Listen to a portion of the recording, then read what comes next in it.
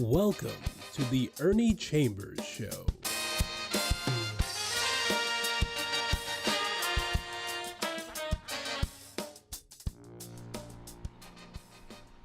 Brothers, sisters, friends, enemies, and neutrals, I'm going to go through a few articles today, spaced down through the years to show what opinions people have had of me and the work I did in the legislature. And it'll give an idea of some of the things that I've done, because people don't pay much attention to activities in the legislature while it's in session. And frankly, it can be kind of boring, kind of repetitious, so I understand. But this article is from 1983, and I'm using it to show the kind of issues that I was dealing with all the time. Now, that's 41 years ago. Bill to equalize pension benefits for men, women, goes to Governor Carey. This is what I did, the only black man there, and all of these white men, and the vast majority of women affected by this problem were white. But sometimes it takes a black man to do that which ought to be done. Gender could no longer be a factor in figuring pension benefits for state and county workers under two measures given final legislative approval Wednesday and sent to Governor Bob Carey. Legislative Bill 210 and 210A, the A is the money bill, were approved in the legislature despite last-minute debating triggered by two kill motions that were offered and withdrawn. The motions were parliamentary maneuvers used to permit discussion of the bills at the final legislative stage. The bills, which would equalize pension benefits of female state and county employees by raising them slightly while lowering those for male workers, were passed with relative ease. Why were these men willing to shortchange women when it came to pensions? And the bad thing about it, government workers, the government which is supposed to set the standard, set the example. But discrimination against women has always been the standard. And no white people thought to do this, and the ones who fought against it were white. Let me scramble right along. The vote to pass LB 210 was 28 to 19. 19 white people didn't want to do this, while the appropriations measure accompanying it was given 30 to 19 approval. Senator Jerome Warner of Waverly said 30 votes were necessary for the funding measure because it exceeds the governor's budget. Senator Patricia Moorhead of Beatrice said passage was a significant step. I'm pleased, she said. It's a magnificent advancement for women. Well, why didn't the white people do this before I came? It was their women. I'm the son of enslaved people. We've always been deemed inferior. We were owned and treated like cows, pigs, and chickens. Our women were trafficked. They were raped. Their children sometimes were killed as they were being born. Yet it took a black man to do something that should have been embedded in the idea of fundamental justice. For those who may not be aware of it, when you are a state employee, a certain percentage of your salary is taken out and put in a pension fund so that when you retire, you get this amount of money. And the same percentage that was taken out of the man's salary was taken out of the woman's salary. But when time came to collect, women got a lesser amount. And some people have heard me say this before, but it was unfair, because when a woman went to the store and bought a loaf of bread, the storekeeper didn't say, well, I know you used to work for the state. I know that when you get your pension benefits, they're less than what men get, so I'm going to charge you less for a loaf of bread. Never. And we know that would never happen. But that shows how in the real world, these things can have a damaging effect. And that would be the case as long as that woman lived and drew that pension. She was getting less than what men were getting. So you could say in a way that the money she paid in was going to make it possible for these white men to get more more pension payout when they retired or left for whatever reason. But continuing, debate was sparked when Senator Chris Beitler of Lincoln offered, then withdrew, a kill motion to enable him to speak on the measures. He said extension of the principle embodied by the bill would hurt women rather than help them because it could lead to higher insurance premiums in some cases. Not that it would.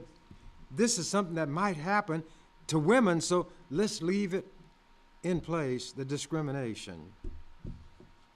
Quote, today, life insurance rates are generally, not always, 15 to 20% cheaper for women than for men, he said.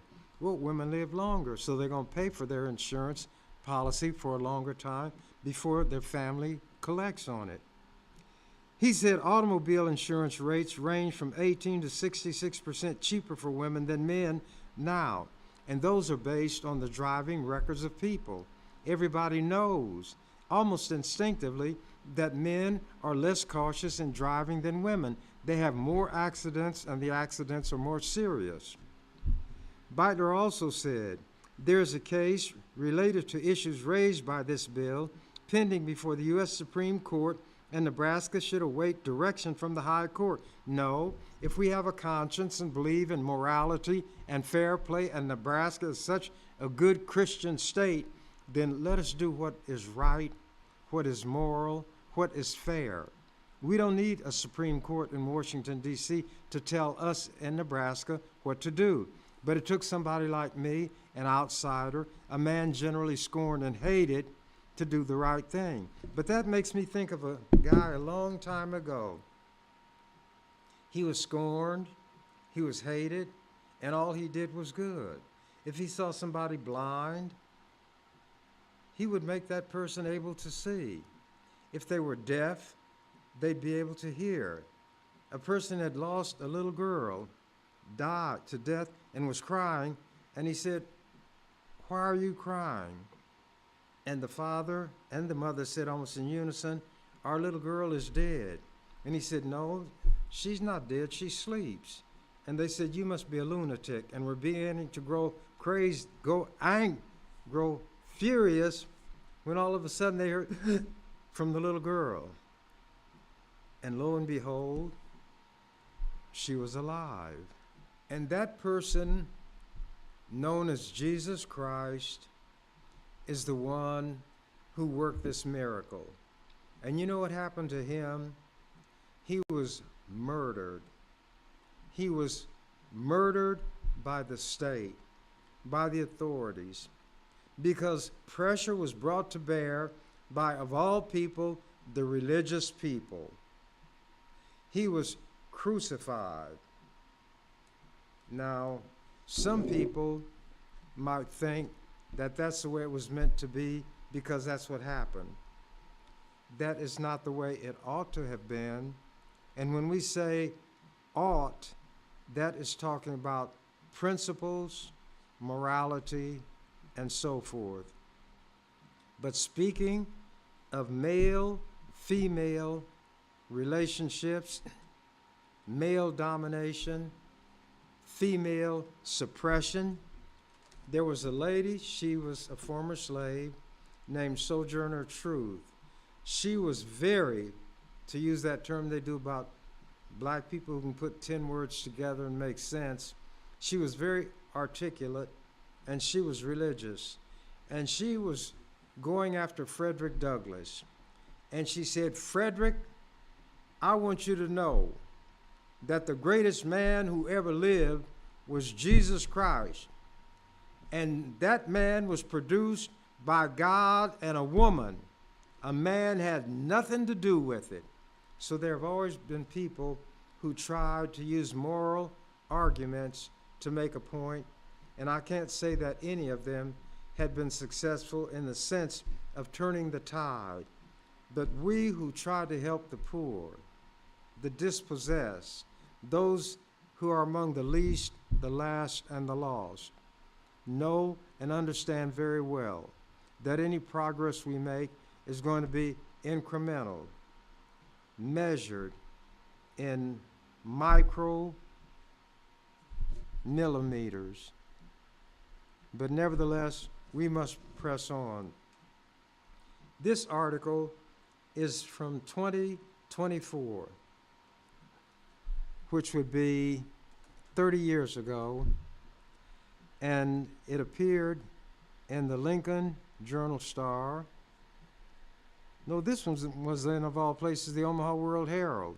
And the headline, "Against the Grain Yet Again," meaning I often and regularly moved against the grain. Sub-headline, "Master Tactician Chambers Uses Legislative Rules to be Heard." Not a fist, not a muscle, but the rules, their rules. Let me get into this. Senator Chambers, colleagues say they admire his intelligence and hard work, even as they dread his filibusters and barbed attacks. Nothing that I do is done simply because I can do it. There's always a purpose, and they know what that purpose is, and they know that they can shut me up by just doing justice and being fair to everybody. Here we go. Like a boxer, dancing his opponent around the ring, State Senator Ernie Chambers of Omaha took control of debate on the governor's juvenile crime bill during the past 2 weeks. One man took control for 2 weeks. With a flurry of amendments, the senator from North Omaha jabbed at other senators with humor, logic, and the occasional verbal attack. He promised to wear the legislature down until he won the changes he believed necessary. Quote, "You have to deal with this bill on my terms because you brought this bill on your terms," he said at one point. Senators and lobbyists said the performance was typical of Chambers, right down to the compromises and concessions that eventually led to Thursday's vote to advance the bill. I know that they're hard-headed, and I've got to punch and punch, and I know that they're going to run out of gas, run out of patience, and even the governor will tell him, you know he's not going to back off till he gets his way. So give in as little as possible, but give in because we must move on. Continuing. Senators and lobbyists said the performance was typical of Chambers, right down to the compromises and concessions that eventually led to Thursday's vote to advance the bill. More of the same, only intensified, is expected as the session wears on and the bills Chambers really dislikes make their way to the floor, said Senator Don Wesley of Lincoln. Quote, "This session is tailor-made for Ernie Chambers to have his day and day and day after day," Wesley said. Wesley and other senators said that while Chambers' tactics can serve a useful purpose at times, they were frustrated at the amount of debate time he consumes. I took what was necessary, not only what they were willing to give. Anybody can do that. When the ones I care about are being mistreated, I'm not going to let 48 other people stand in the way of me doing what I can to bring about justice. Did I always win? No. Did Jesus always win? No. Does God always win? Well, in the end, I suppose so. But look at the people now, spitting in God's face. Let me continue.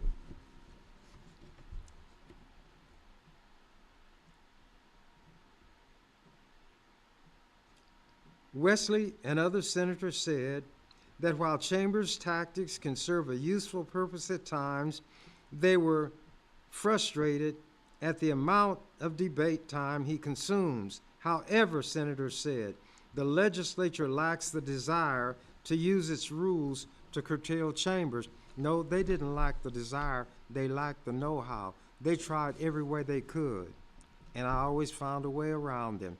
I was like water. Build a dam, and I'll wear it away. Build it out of a substance that is impervious to being worn away, and I'll wear underneath it and go through it, under it, or go around it, or get enough to go over it. They could not stop me. I was the master of the rules. How did that happen? I studied them. I understand logic, but most importantly, I understand people. And the one who has the strongest will is the one who will prevail. And when I was on what they call a tear, for the least, the last, and the lost, anybody who was in my way would get run over, so to speak. Wesley described the juvenile crime debate as spring training for more controversial proposals such as welfare reform and mandatory minimum prison sentences.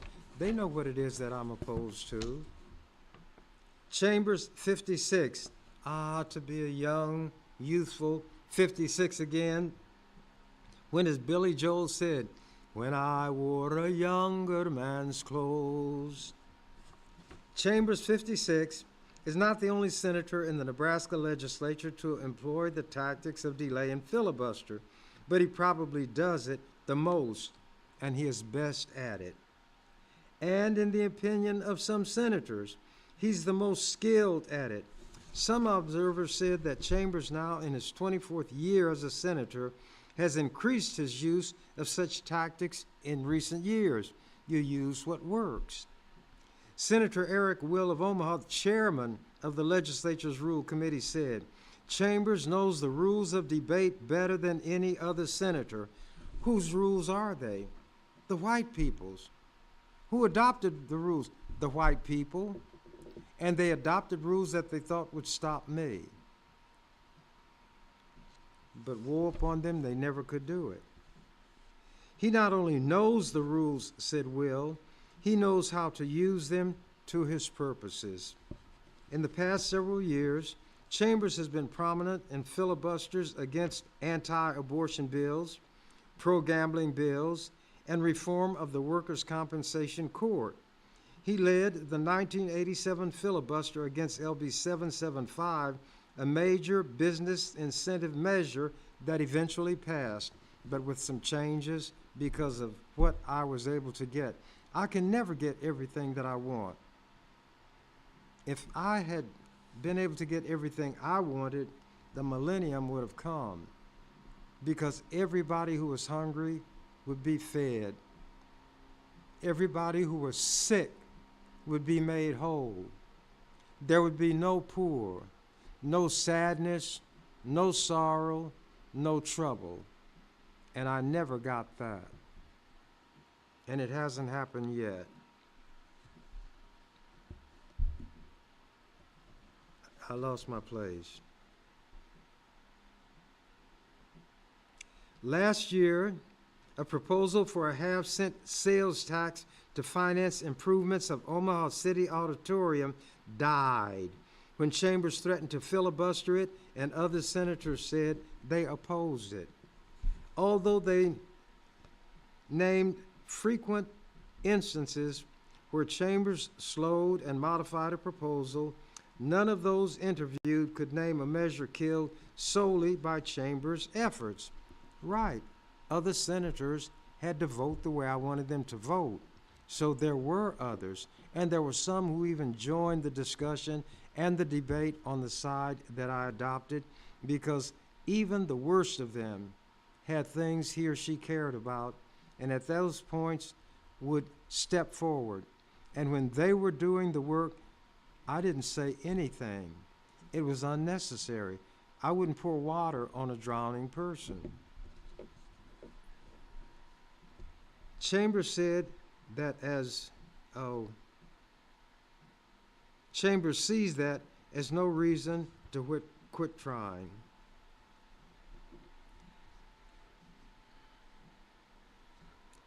My job is to do all I can to obtain the passage of just legislation and all I can to prevent the passage of unwise, unjust legislation, he said.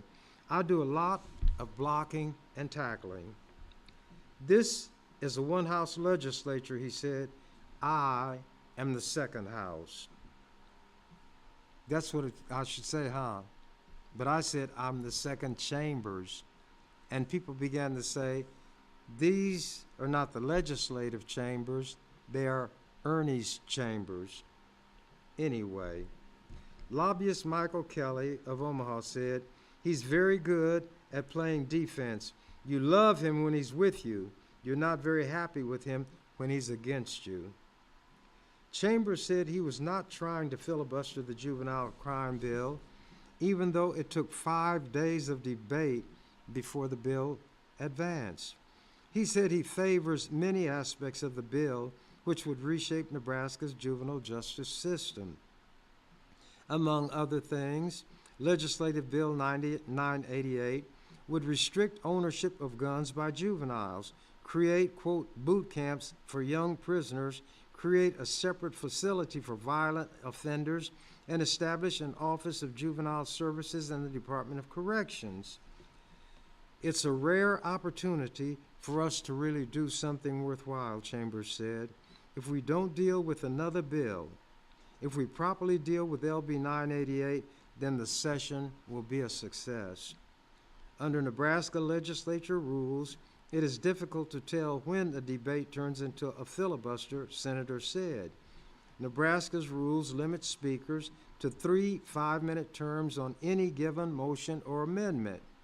Those who offer the amendment are given an extra 10 minutes to open and debate and 5 minutes to close it. So add up all those minutes and I can get quite a bit done on a bill. And then when that amendment goes, I just write another one. Senators extend debate by filing many amendments and debating each one. The amendments must be germane to the bill. Chambers excels at that sort of activity. Sometimes, you know what? I think Ernie gets blamed for doing what he does, said Senator Brad Ashford of Omaha. I think he does the work for a lot of people. He gets up there and dissects a bill. That's hard to do. That takes a lot of reading and a lot of study. In the juvenile crime debate, Chambers attacked amendments supported by the National Rifle Association that he said would give youths easier access to handguns. Chambers said senators working with the NRA had sold their soul to the devil. At another point in the debate, he invoked the name of University of Nebraska-Lincoln mascot Herbie Husker, saying, quote, "A lame-brained hick is an appropriate symbol for a state that would be the first to give children access to handguns." At yet another point, he maneuvered another senator into a sober discussion of why a 7-year-old is old enough to handle a gun while a 6-year-old is not. That's the kind of ridiculous positions I put them in because I can think and they can't or they don't. In the end, the NRA amendments were stripped from the bill when bill sponsors agreed to remove provisions increasing penalties for those younger than 18 found in possession of a handgun, because if you're going to create this situation, don't punish the children. This article is from 19 years ago, 2005. Chambers deserves decades of respect. And like Old Man River, I'm still rolling along. This was in the Daily Nebraskan, the student newspaper, so it's what the young people thought about what I was doing. He's loved and hated. He's praised and criticized. Good or bad, everyone seems to have an opinion about Ernie Chambers. But adore him or abhor him, Chambers should be respected, if for nothing else, for what the 67-year-old state senator from Omaha has accomplished. In less than a week, Chambers will become the longest-serving senator in the history of the Nebraska legislature, passing the record of Jerome Warner, who served more than 34 years before he died in office, April 20th, 1997. So April 21st, 1997, I became the longest serving senator in the history of this state, and that record will never be broken thanks to term limits. I served a total of, I shouldn't tell you this, and I won't, but it's 4 years short of 50 years, a half a century. It's quite a feat, one that will never again be accomplished, ironically, because of a constitutional amendment that was passed to knock him out of the legislature. That was term limits. In 2009, Chambers will be forced out of office because of term limits. When that happens, Chambers will have served 38 years. But if there's anybody who's smart enough to find a way around that law, it's Chambers. First elected in 1970, Chambers has been re-elected 9 times. He's seen 8 governors come and go. He's seen thousands of bills introduced in the legislature. Chambers will say the record means nothing to him, but Chambers means so much to so many others. In this sense, he's an example of what all senators should be like, not for his filibustering tactics, but for what and who he represents. A self-proclaimed defender of the downtrodden, Chambers couldn't do a better job representing his constituents and others who need to be represented the most. Chambers fights what he believes is bad legislation and works for good ideas. At times, he goes to the extremes to do that. That is why he is the most well-known senator in the state. He's masterful at filibustering and stopping legislation from passing. If you've ever turned the TV to channel 17 during the day, no doubt you've caught Chambers in the middle of one of his long-winded arguments. He quotes philosophers, poets, and the Bible. He talks about injustices. Sometimes his ramblings can seem quite humorous. He's called himself King Cobra before. Quote, "The King Cobra doesn't waste venom on dead things," he once said. That was a bill that was being discussed, and people asked why I didn't have anything to say on it. Well, that's what when I said the King Cobra wastes no dead venom, I said on dead or fleeing things. The bill was on its way out anyway. Earlier this year, Chambers mocked a proposal that would enshrine in the Nebraska Constitution the right to hunt, fish, and trap in the state by his introducing a number of amendments that would also protect the right to hunt for such things as Bigfoot, Noah's Ark, and Amelia Earhart's airplane.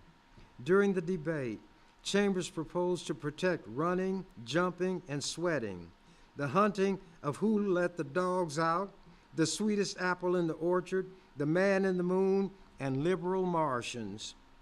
This state, this is a quote from me, "This state is not going to ban fishing, hunting, and trapping," Chambers said at one time.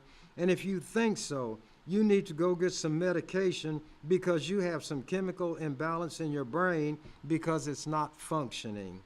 It may seem pointless for him to spend the legislature's time with such comments, but he's doing it for a reason, and he's been doing it for close to 35 years. Therefore, he deserves decades of respect. And my time is flying. I'm going to try to get through this before my time runs out. Another side of Chambers, a romantic. This is from 2010. Former Senator Ernie Chambers returned to the Capitol last weekend. Wearing his traditional blue jeans and dark T-shirt, he stood in the rotunda to deliver a message.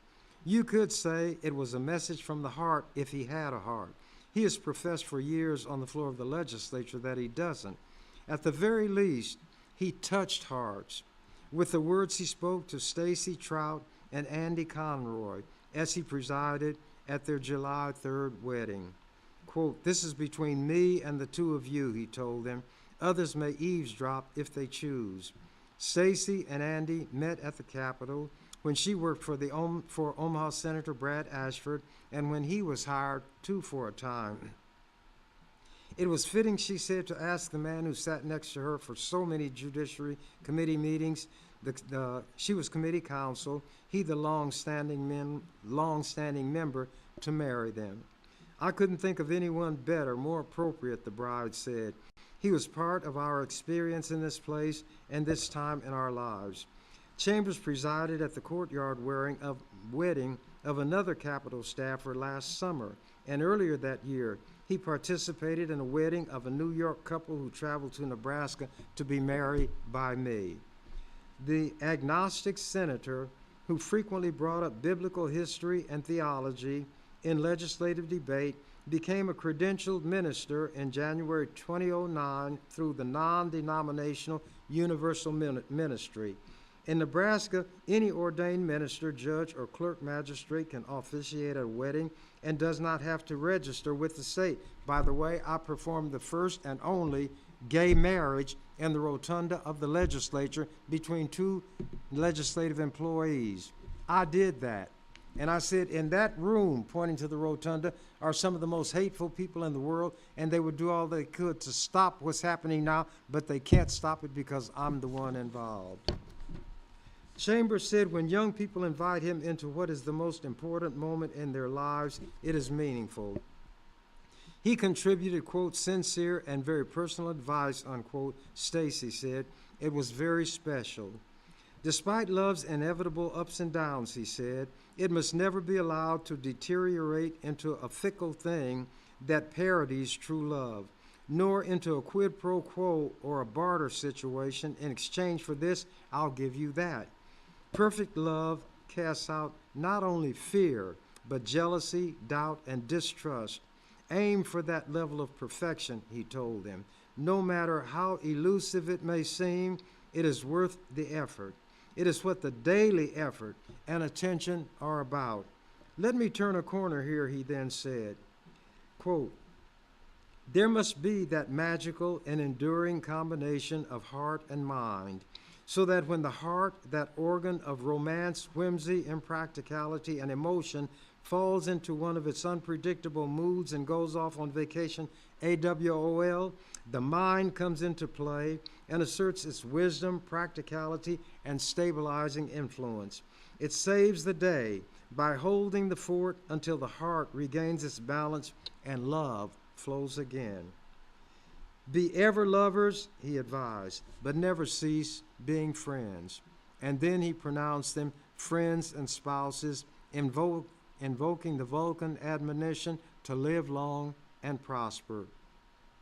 Success, Chambers told the couple during the ceremony, is premised upon expectations.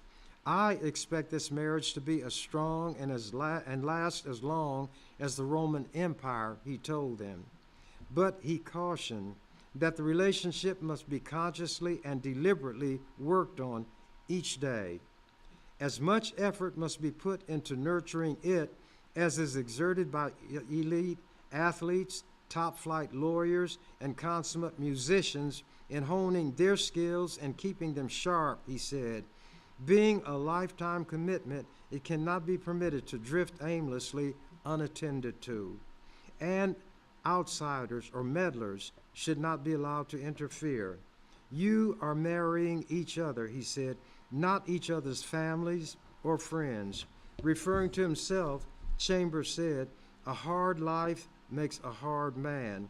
Nonetheless, let me try to speak of love. The course of true love never runs smooth. Just as Shakespeare said, even under the best of circumstances, he said, it has its ups and downs because humans are only human. True love will not run in a straight line, he told the couple. Nature abhors a straight line.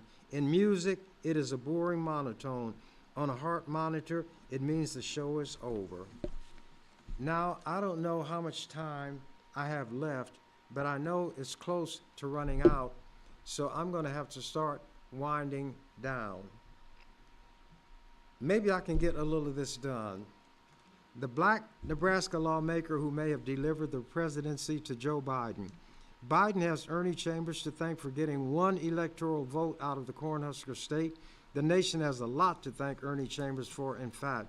This was from a national magazine called The American Prospect, and this was in 2020. As unlikely as it may seem, Nebraska may have clinched Joe Biden's presidential victory and steered the country away from electoral college gridlock. Nebraska, like Maine, has a unique electoral system where the voters are split up. The votes are split up to congressional districts. Historically, Nebraska is a deep red state with reliable blue enclaves in Omaha and Lincoln, the state's two urban centers.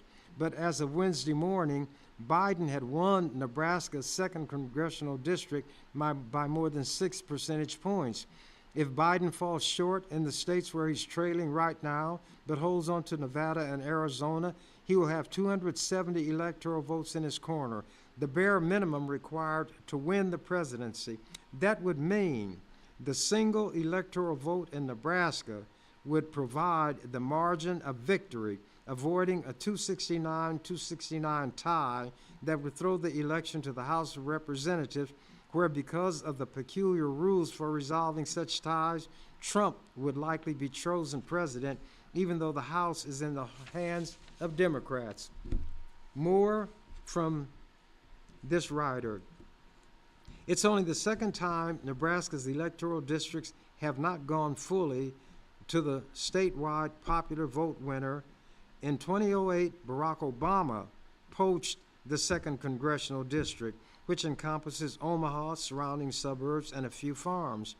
He got that by 3,325 votes, a margin of just 1.2%. I'm looking for a signal. How much time? Well, I'll go on. In 2016, Donald Trump carried the state by 25 points, but only ousted Clinton in the district by 2%. Even this year, while Biden took Nebraska comfortably, the same voters advanced Representative Don Bacon, the Republican incumbent, over progressive Kara Eastman. Anyway, it went on to show how, because of the way I know the rules, the way I can stop them from doing damage, I preserve that one electoral vote that can come out of Omaha. And nationally, there was a lot of credit given to me, and it was, let me show you. Though there was a confluence of forces that led to Biden's victory in the district, it would be a mistake to overlook one of his homegrown heroes, Ernie Chambers, a giant in Nebraska politics. Chambers is Nebraska's longest-serving state senator, and thus just this year completed what could be his final term in office after 46 years of service. Immediately recognizable by his casual dress of short-sleeved sweatshirts and blue jeans, Chambers is so popular in his district that he didn't even have to campaign or still re-elected 11 times. A self-proclaimed defender of the downtrodden, Chambers got his political start as a civil rights leader in the 1960s, and throughout his remarkable legislative career, fostered progressive politics in a deep red state and fought for the integrity of equal and fair representation. That includes the system for distributing electoral votes, which Chambers went to extraordinary lengths to maintain. Nebraska establishes policy in 1991. And they came close in 2016 to doing away with it when Senator Bo McCoy introduced a bill to restore a winner-take-all system. McCoy was an outright racist, Chambers told me that's the writer, in a phone conversation. He wanted to ensure that wouldn't happen. The he was referring to me. Anyway, I got it done, and the system still works where there is one electoral vote that can come from Douglas County or the Omaha area. Let me see if I can find something. A gifted orator, some have likened to a firebrand preacher, Chambers used his time in extended debates to educate his mostly white colleagues. And I went to great lengths and employed what some people call drastic measures to get that done. And next week, I have something that I will announce about what I intend to do in the upcoming election, but I don't have enough time to go into it now. When I'm in a game, I play by the rules, and the rules of this game that I'm participating in here says that the clock is the master, and when the clock reaches a certain point, all things must come to an end. In the same way that each and every one of us, all of you who hear me now, at some point will breathe out and never take another breath in. And when that happens, there is an apparition known as the Grim Reaper who will harvest you and be very happy about it. And he has done his work more consistently than anybody else. Although Methuselah lived longer than anybody else, 969 years, he was harvested by the Grim Reaper in the same way that an infant who draws one breath and dies is harvested. And the longest life of a human being is less than the pop of fingers when you weigh it against the age of the earth and the universe itself. So, since all things come to an end, I'll now say what the canary said when he found out that the cage door was unlocked. The door was unlocked on the cage. I'm out of here. You've been watching The Ernie Chambers Show. If you'd like to leave suggestions, email us at ewcfacts@gmail.com. That's ewcfacts@gmail.com. This is an EWC Communications production.